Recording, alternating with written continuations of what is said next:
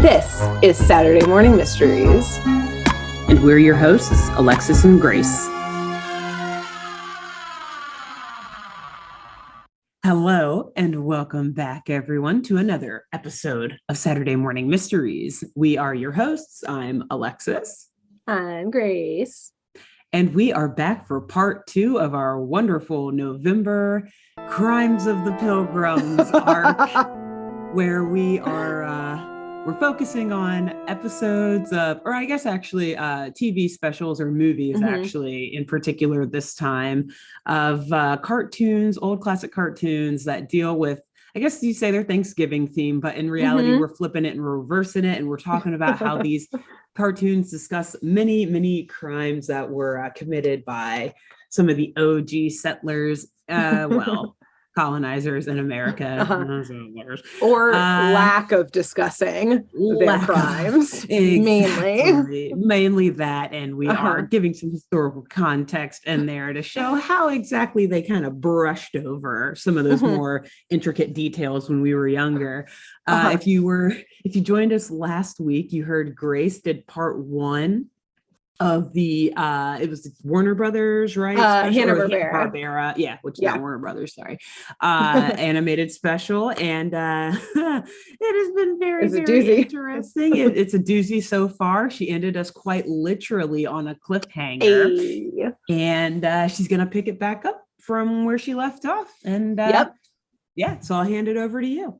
Thank you very much. So yes, we are on to part 2 of the Hanna-Barbera's TV special, The Thanksgiving That Almost Wasn't. As a reminder up top, at the last episode, I did this at the very end, but sources for this episode are, of course, Wikipedia, an Atlantic article by David J. Silverman called In 1621, the Wampanoag tribe had its own agenda, a Washpo piece by Dana Hedgepeth called The Tribe Helped the Pilgrims Survive Their First Thanksgiving. They still regret it 400 years later. And the Mashpee Wampanoag tribe website, which is one of the tribes of the Wampanoag Nation. So again, we're on part 2. And Alexis, actually, would you give us an on-the-spot recap of what happened last time? Who's here? Sure. Where are we? What's going on? Oh, gosh, Grace, I just had like a little bit of PTSD. This is like law school, the Socratic method. Alexis, tell us about that case that we had to read last night. Shit. Just like Socratic method, cold call, boom. Except it's not cold calling because I'm the only person you call on in this situation. So, dogs, what happened last time? Do you guys want to hand them the mic? And they're snoring. They're snoring. Okay, they missed it. Cool. So last week, very quick recap. If I, hopefully I remember it all. It was like literally 5 minutes ago on our end. Yeah. We just finished recording it. I had a long night last night. Okay, bear with me. So essentially, we're telling the tale here of a young boy named Johnny Cook and his white settler and his friend Little Bear, a Native American boy. They are both very interested in hunting, and they decide to, as friends, go out, hunt in the woods in this very densely wooded area of Massachusetts where they are living. And they're warned actually by a very street smart squirrel not to go into those woods, that it's dangerous there. But these kids, it's a squirrel. They're like, I don't give a fuck what you say. You're a squirrel. We're hunters. Our dads We're are awesome unamazed hunters. By a talking squirrel. Right, exactly. Why would we listen to you? Moving on. Oh, look, another talking squirrel. Haven't seen that before. They're so chatty. So pretentious. Ignore. So these kids, they go out, they think that they are hunting after what are they looking for again? Wolves. Bear? Wolves. They are looking for wolves. I thought that they were then being hunted by. Okay, anyway. Both. So they go out deciding to look for wolves deep into the woods. They think they find tracks. They start following them, but it gets very dark very quickly. Again, Grace noted, it's like Massachusetts, East Coast, winter, late fall, gets dark very early, very dense woods. They lose their way. They lose this trail of paw prints that they're following. And next thing they know, they're like, oh shit, we don't know where we are. So they hop on a log that's flowing through a river, thinking that it will take them back to camp and help them find their way home. Meanwhile, all of the fathers, not the mothers, they're too busy cooking and whatnot at home. But the fathers have all left their village and they're out looking through the woods for their boys, because until they find their boys, they can't enjoy their Thanksgiving feast together. So while the food is out getting cold and the women are starving back at home, just looking at the meal that they've made and not able to touch it because the men are so demanding. These fathers are probably also now getting lost in the woods, deep in the woods in November. And Jeremy the squirrel, actually, the street smart, savvy talking squirrel who tried to warn the kids not to go into the woods, he actually sees them as the two boys as they're getting on this log in the river trying to flow away. So I think that's where we left. I think Jeremy was maybe going either to chase them, go after them, or maybe going back to relay the message to the fathers. I don't know. He's currently just shouting on shore over the river, and they're like, stop, squeak, squeak, squeak, squeak, squeak, squeak, squeak. Don't do it. Cool. Yes, great. Cool. Thank you for that recap. That is exactly where we left off. Yes, the literal cliffhanger, and the backdrop of all of this being the way in which the story tells, in which the Wampanoag Native peoples and the Pilgrims are arm in arm on this mission to save the boys. No hard feelings ever. Nope. None. They've been friends all along. Since the Mayflower docked on the shore. Infamous Mayflower. The infamous Mayflower came to shore.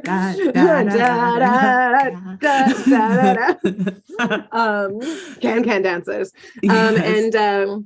Yes. So our crimes in the last episode were just the general everything ever that the white people did upon arriving in what is now called America. And I know, and you briefly touched on this, that Jeremy the squirrel is on the sidelines, yelling, being like, yo, you're about to go over a cliff edge. And I know I also said that last episode that Jeremy the squirrel was the hero of this story and of Thanksgiving. And all he's really done so far is like, tell the two boys to stop fighting and then fail to keep them going on a river that's rushing towards a waterfall. And he's also a squirrel. So he has no idea probably that the boys are now being tracked by wolves. Yes. Oh, I left that out. Yes. I think, or maybe I just like I skirted over it. Yes. The wolves that they were tracking are tracking them for their Thanksgiving feast. And again, squirrel, he probably doesn't know that they're being tracked. And I assume that this wolf is looking at Jeremy being like, that is a great appetizer.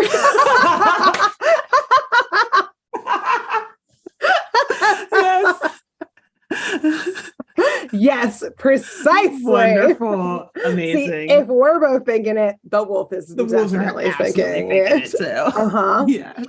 Well, my friend, Jeremy finally steps up in this tale because as the boys are growing ever closer to the waterfall and realizing their inevitable doom, they start freaking out and the water is too strong for them to swim through. And Jeremy certainly cannot go swim out there and save them. If boys can't, like, if two like humans cannot swim through this water, a squirrel certainly would just over the waterfall in seconds, probably. Oh God. And even if he got to them, like, what would he do? Like, then let what? the Like, boys pull them to shore?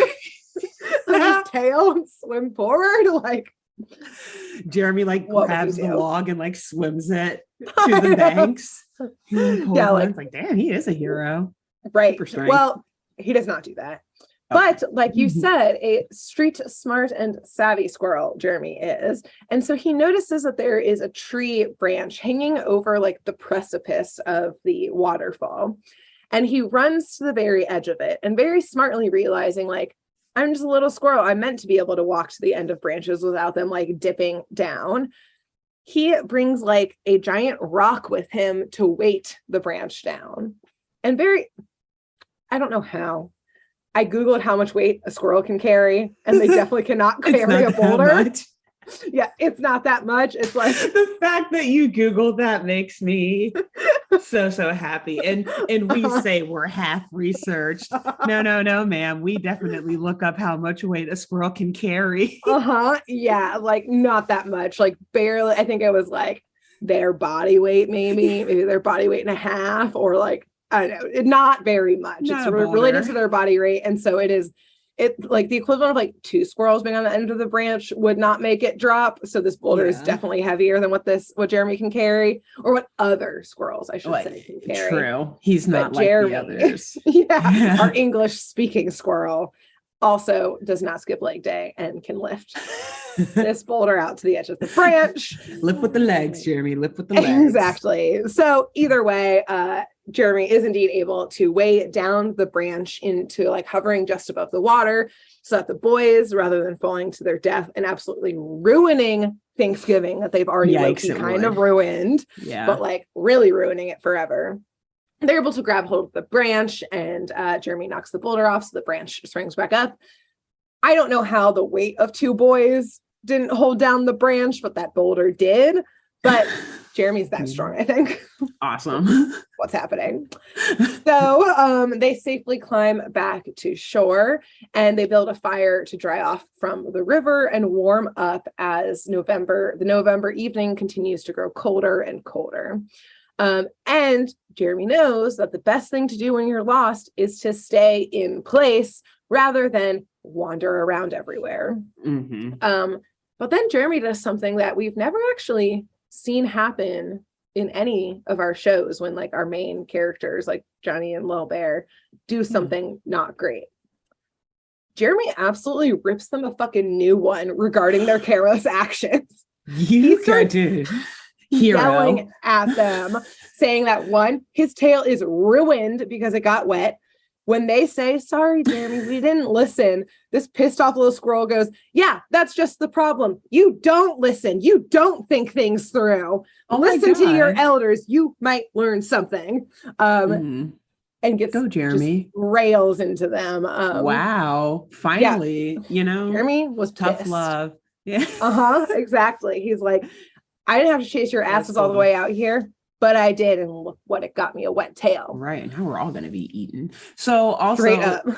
Yes. Okay, never mind. I just can't wait to watch this, because I really want to know what Jeremy sounds like. Because in my mind, since he's a squirrel, I imagine like Alvin or something, or not. Yeah. No, or like some of the Rescue Rangers or something like that. It's definitely not a squeaky voice. I'm trying to, I think they were like, I wish I would have like listened to it just before we started recording again. It's kind of like, okay. You boys, that's right. You don't listen. Like, it's just like a normal, like, nondescript. Yeah. Like, normal voice. I will say that on the voices, something I didn't say about any of this is how the story is actually being told is like in modern 1972 day.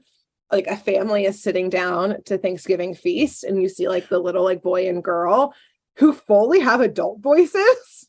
It's really funny, and like that's actually how the whole show starts, is like them arguing. Find kids to voice them.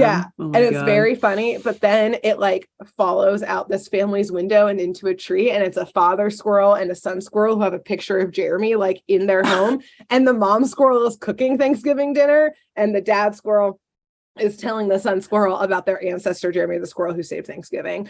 And I didn't put that in because it's all extremely irrelevant, but because you asked about the voices, the kids in the like 1972 part of it all have like adult voices, and it's very off-putting. So there you go. There are like 1,000 things I want to say.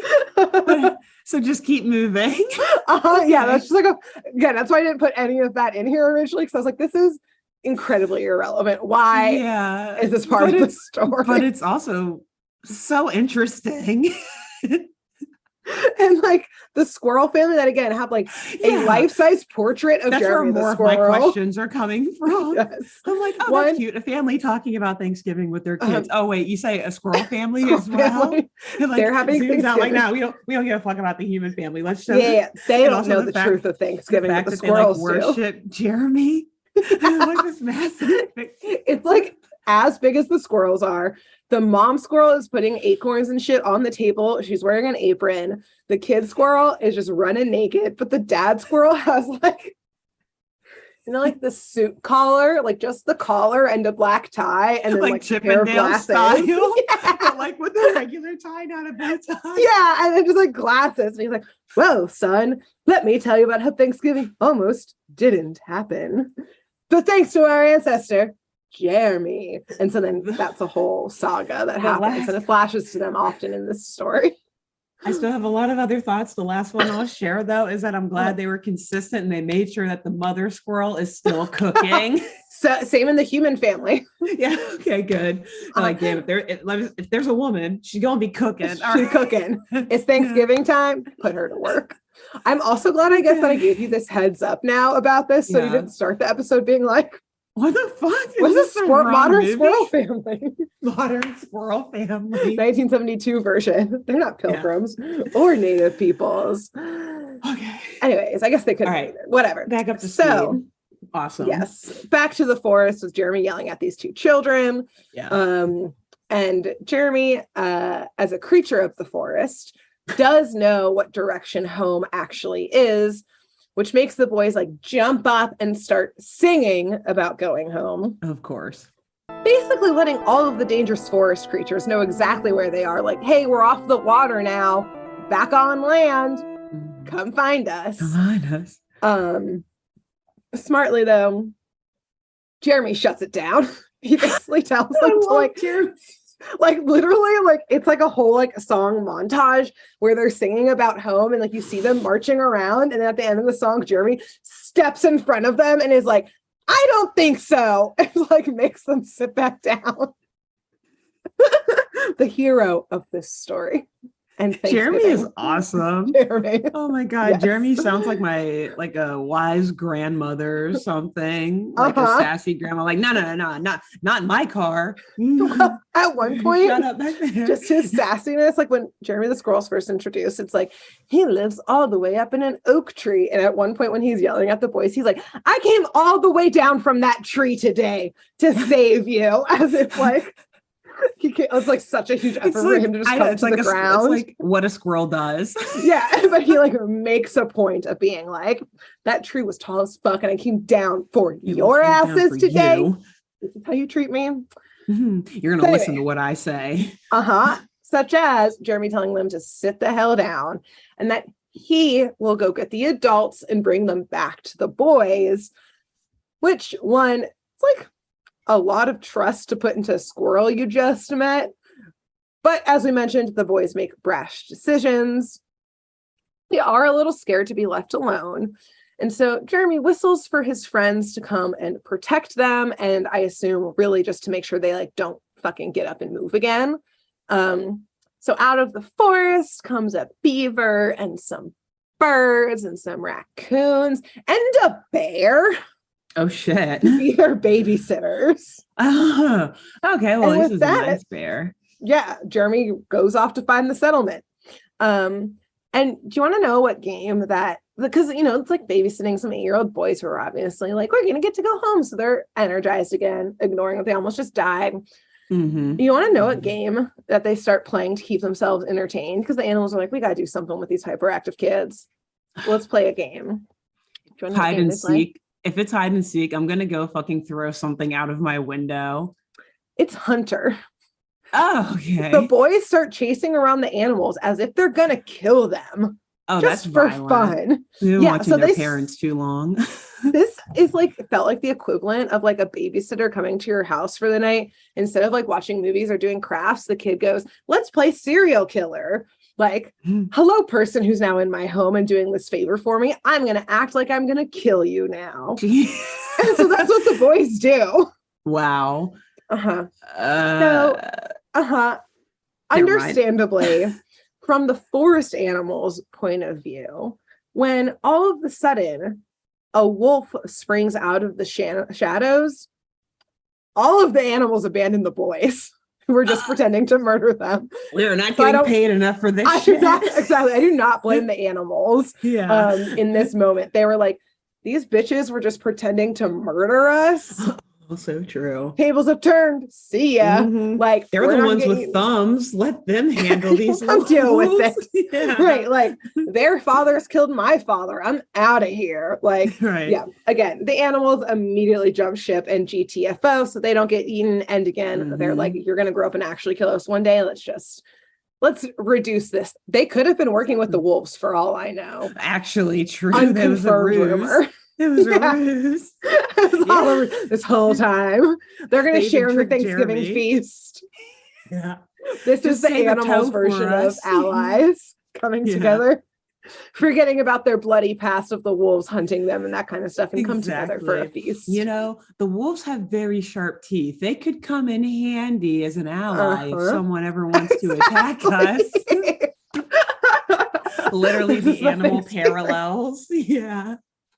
This is like the early version of, you know, how we like Rescue Rangers like takes place like in the human world and like has like the parallels to the human world. Yeah, this is actually the Rescue Rangers history, like taking parallel place. Like they also celebrate Thanksgiving, but it was like the wolves and the woodland creatures coming together. Together. To kill the people that were like destroying their land.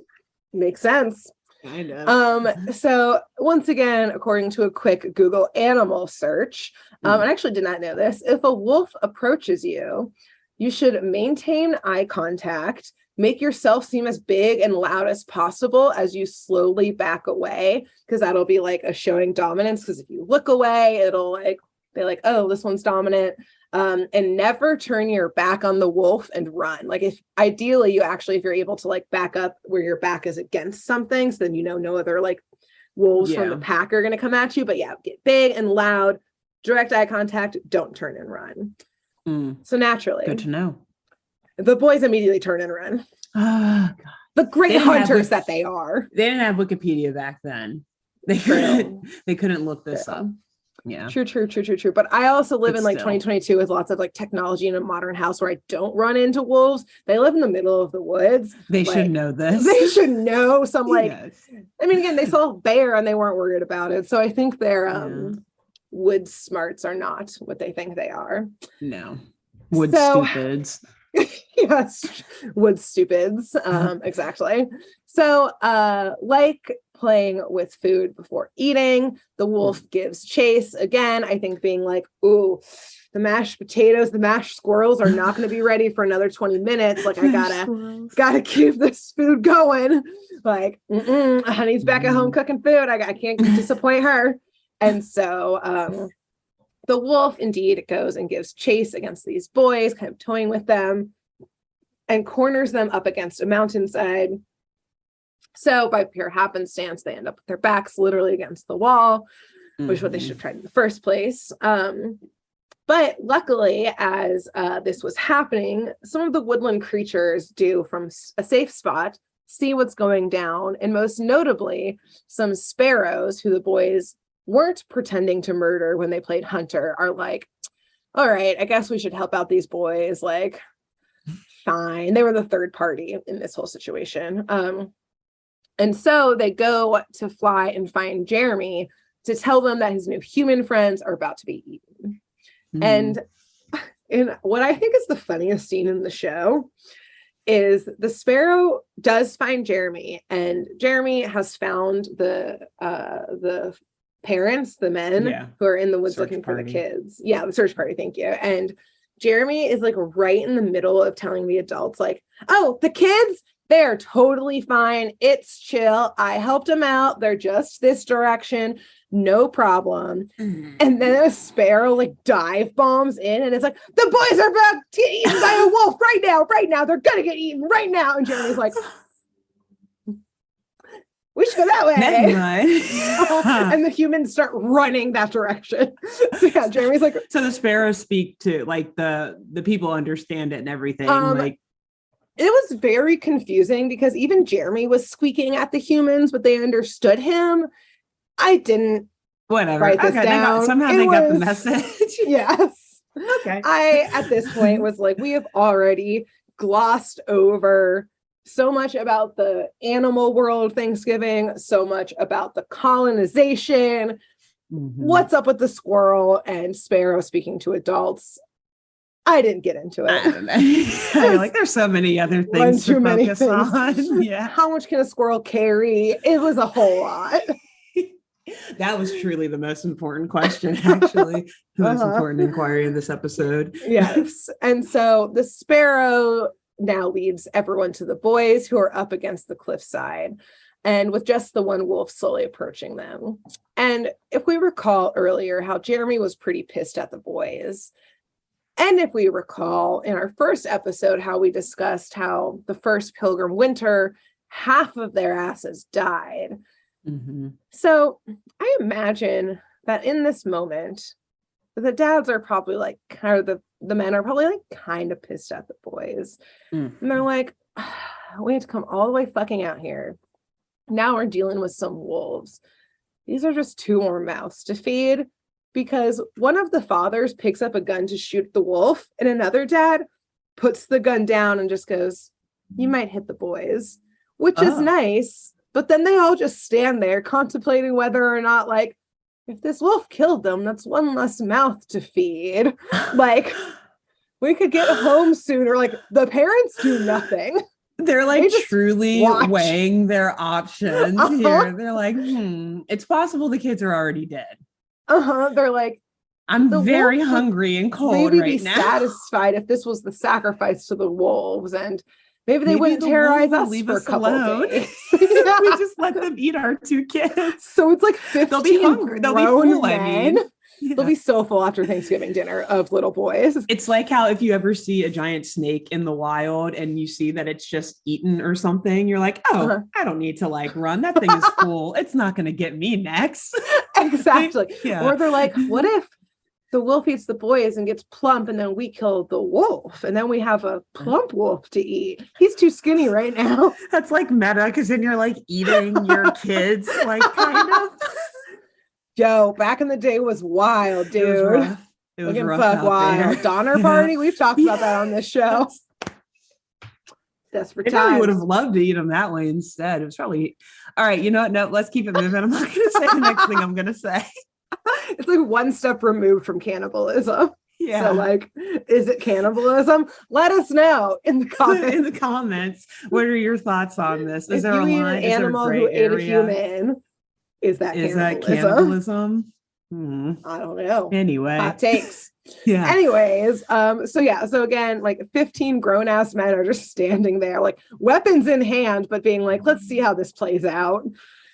However, Jeremy, again, the hero of our tale, has now apparently forgiven the boys at this point, and maybe feels a little guilty that he kept them in the care of other wild animals who instinctively abandoned them at the first sign of trouble, because that's like survival of the fittest. And exactly. These boys were not gonna carry on the evolutionary. They're not the fittest. Charles Darwin would have made a case study out of them real quick. And so our little squirrel Jeremy sneaks up to the wolf and chomps down on his tail. Oh. Which, as I've mentioned, Jeremy is a superhero squirrel. So maybe he does have a super strong bite. Because yes, I Googled how strong a squirrel can bite. And it mainly just talked about, do squirrels bite you? Would you get rabies? Et cetera, et cetera. So maybe Jeremy gave him rabies. I was going to say, would you? I guess, yeah, if they have rabies, they It depends on the squirrel, but it's not likely, according to the first line I read on Google. And then was like, what am I wasting my time on right now? Let's keep moving, Grace. You call it a waste of time. I call it beneficial information gathering. I know a lot about squirrels. Okay, squirrel friends, let's do this. But anyways, oh my God, our friend Lenny is probably loving this episode, by the way. It's all about squirrels. Yep. This one goes out to you, Lynn. As they all do. Yeah, basically. But apparently Jeremy is indeed strong enough, as we've mentioned before, that he has a super strong bite enough to actually hurt the wolf, or at the very least to annoy the fuck out of the wolf, who turns its sight on the appetizer squirrel and decides to start chasing Jeremy just to get that out of the way. And presumably while this happens, I assume all the parents are just like, whew, all right, well, let's go home, because no one even tries to help Jeremy. Jeez. At all. There's a wolf chasing him down. The little boys are like, go, Jeremy, go. And then I think they head back home. So before we Putting follow a them lot home. of trust into Jeremy.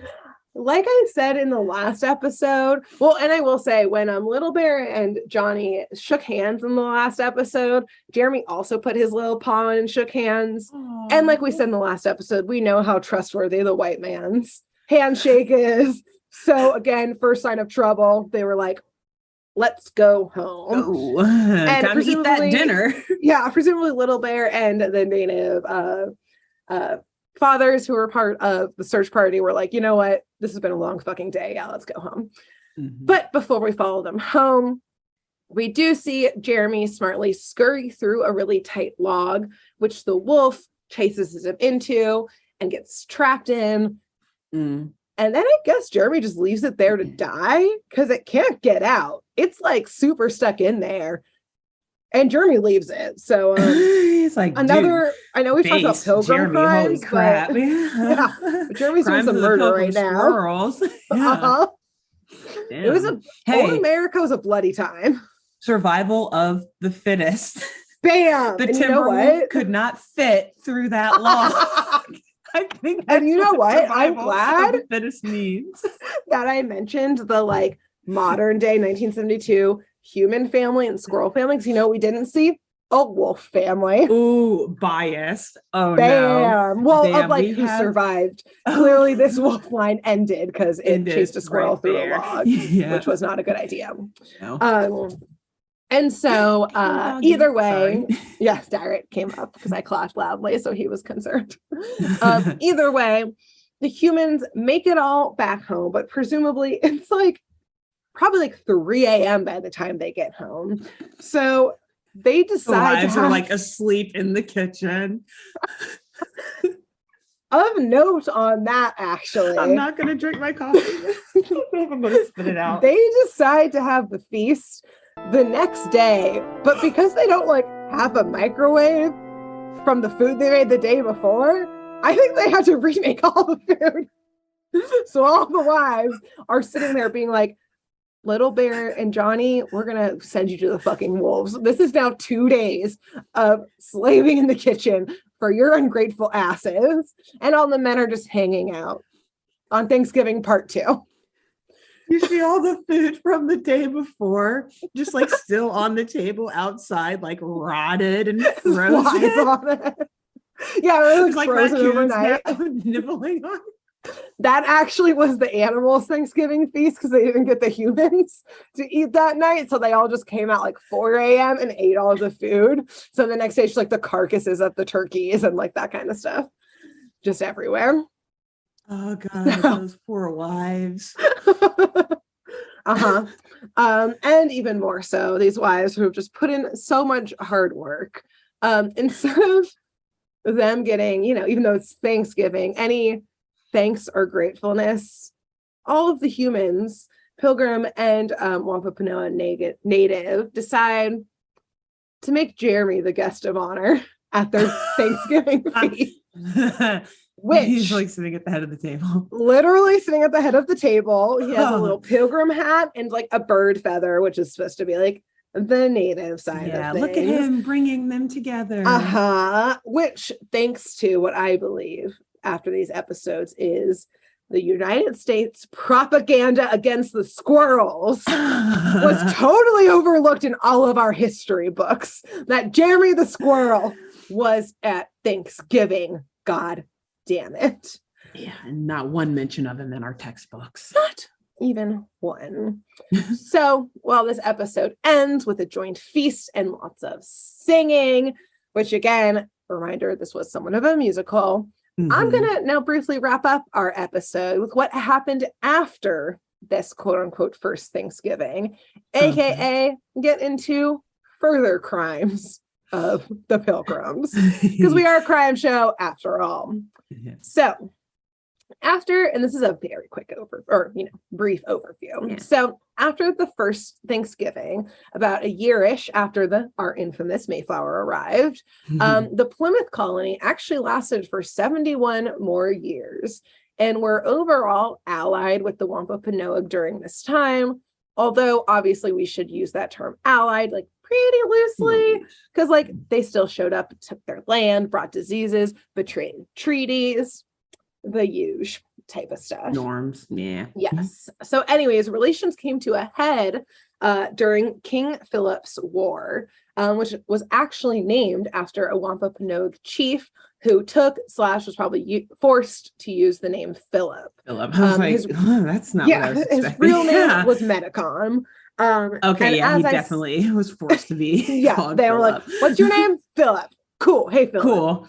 Exactly. And so, as I said earlier, good allies or good relations, quote unquote, using that lightly, because when Metacom succeeded his father and became chief, he was finally sick of the colonist betrayals and violations and just their shit they were constantly pulling on the native peoples, and pretty much decided to stop playing nice. So slowly the Wampanoag peoples began raiding homesteads throughout New England with occasional help from the Narragansett tribe, though that tribe's official stance was neutral. However, of course, the colonists were like, oh, they're helping out the Wampanoag people. Kill us?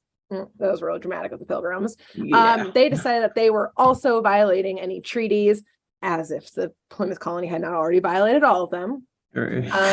And thus, both tribes in the Plymouth colony's eyes were now enemies, and gathered about 1,000 colonists throughout New England to burn native towns to the ground. And by the end of the war, just a year later, most of the Wampanoag and Narragansett people, I'm also saying that tribe's name wrong, were decimated, including thousands of deaths, public executions, and enslavement. The Mashpee Wampanoag estimate around 40% of the Wampanoag population was killed or sold into slavery during just that year. Yeah. Oh, Jesus. And it's known as one of the deadliest wars in colonial American history. Then, to continue our crimes, as England increased its grip and rule over the colonists, they consistently took land away from the Wampanoag nation. And by 1746, the colonists put the 3 white dudes as quote unquote guardians over the nation, over the Wampanoag nation, to limit their independence. And obviously, Wampanoag people protested, and it was only in 1763 where they were acknowledged as self-governing, but not necessarily separate, still under English rule. Yeah. Even though, you know, they went through all of that, the Mashpee Wampanoag members, some of them still helped America fight in the Revolutionary War. And as a thanks, the new U.S. Congress created the 1970 Trade and Intercourse Act, which, among other things, required federal approval for native land agreements and all other U.S. to native interactions. That was sarcastic, by the way, my as a thanks. For those who couldn't pick up on it. Right. So from there, the U.S. opted to continue overlooking treaties and land rights, which I can say that. Please don't comment that, Alexis, because I do not work for the U.S. government. So I'll keep moving. Actively took Wampanoag children from their families and forced them into quote unquote Indian schools, which is essentially a forced assimilation and erasing of their culture. Again, this is obviously an incredible highlights reel of crimes over hundreds of years. And it wasn't until 2007 that specifically the Mashpee Wampanoag tribe, which is the one I've mentioned the most here, became a federally recognized tribe. Again, 2007. The first contact with white people was like 1546 or something like that, when like the European colonizers came over. Yeah. And becoming a federally recognized tribe in 2007 allowed them, again, strong emphasis on the quotes and the sarcasm, to reacquire their land, which is connected to a whole bunch of other laws in the 1900s, like the New Deal and the Indian Reorganization Act of 1934. So again, that's an incredibly brief overview of hundreds of years of crimes against the Wampanoag people, obviously, and many others.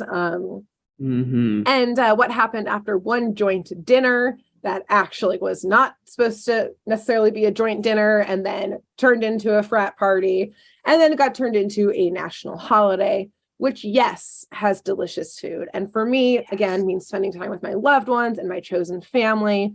But we cannot forget both that it has a dark past and would have never even happened without Jeremy the squirrel. Oh man. And now I'm going to start appreciating squirrels a lot more on Thanksgiving in particular.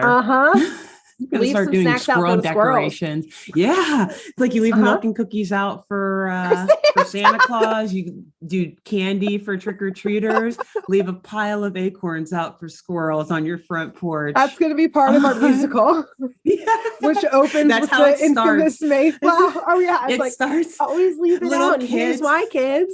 It's exactly little kids like running through their backyard, picking out acorns from trees, having so much fun. And they're like, Mommy, Daddy, why do we pick acorns the day before Thanksgiving? Well, kids, sit down. Let's tell you the tale of Jeremy the squirrel. And the first Thanksgiving. Back in 1621.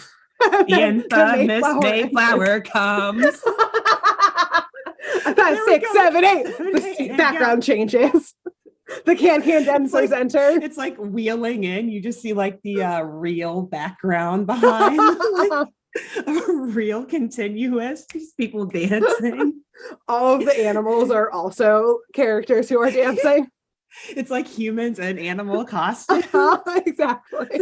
Jeremy the squirrel's played by like this big, like strapping guy, like a Chad. And he's wearing a squirrel. Yeah. He's wearing a squirrel costume. But like, because he has to dance too, it's like super like tight fitting. It's just like the ears and like the tail and like a brown bodysuit. All like cats, but for squirrel. Well, folks, if anyone watching or listening has like theater connects, like hit us up. Please let us know, because we just wrote, there's like the first 10 minutes, 15 minutes of the play right there. Yeah. Like the story, at least we can get some dialogue added in, but it's all singing. We've got something going here. Yeah, this can be the next big hit. Look for it next Thanksgiving on Broadway. Next Thanksgiving. Yeah, we're working on it. At least off Broadway, maybe. We'll start small. Yeah, work our way up. For sure. Yeah. We'll be humble about it. Great job, though. Thank you. Good job. Thank you. And between now and next week, where Alexis will be doing part 1 of her Pilgrim crime series. Two-parter. Yeah. Who should our audience tell about this podcast? Oh, who should you tell? I think this week you should, I'm sure almost every state in the country has this, because every state had natives before the colonizers came, or like every corner. So in your state, find like the Museum of Native American History or Culture for your state or in your town. I'm sure there's one somewhere. And I don't know, maybe actually you shouldn't tell them. They may watch this and be like, oh my God, this is absolutely terrible. I think maybe tell them. Still tell them to listen to this podcast, but visit with and the then asterisk. Tell them while you're there. Yes, exactly. Yes, with the asterisk of like, it's a comedy podcast, but they are trying to be as tasteful as possible. They laugh through the pain. Yeah. So just saying, they're trying to rewrite some of these old, very cringy episodes of things to make you guys look a lot better as you were. Yeah, this one. Yeah. Yikes. So go visit them, and then also tell them. Go learn about the native culture in your state. Yeah. I like that. Who should they tell? And then after that, especially if you live near Plymouth or modern day Mashpee, which the colonists just named after the Mashpee Wampanoag. They were like, this is our name now for this town, Massachusetts. And you should go tell some Pilgrim reenactors, like go to like the old like Pilgrim village where they're like turning butter, and go tell one of them and be like, hey, listen to this podcast. Do you really want to be reenacting this? Yeah, are you sure? This is a heritage we're proud of. Yeah. And go tell them and let them know. They're probably pretty bored there for like half the day. So Yeah. get them a podcast to listen to. True. Yeah. Mhm. And then hopefully they get some giggles in. Yep, laughs, exactly. And yeah. Cool. There you go. And hopefully you did too. And we'll see y'all next week. Bye. Thanks for tuning in to Saturday Morning Mysteries. If you enjoyed this episode, please share, rate, review, leave us a like, and drop a comment. We post episodes every Saturday and bonus tune tangents whenever we feel like it. So please subscribe so you don't miss the shenanigans. And if you want to follow us on YouTube, click the bell under the YouTube subscribe button to receive notifications when new videos are posted. And if you want to subscribe to the podcast, we have no idea what you're listening to us on, so just hit the big subscribe button on whatever app you're using. We believe in you. Give us a follow on Twitter and Instagram at SatmornMist, all the abreves, and let us know if you have any episode or show requests by emailing SaturdayMorningMysteries@gmail.com. Thanks to Jenna Kendall for the logo design and to Ava Sakiki for the music used during this week's episode. See y'all groovy kids next week on Saturday Morning Mysteries.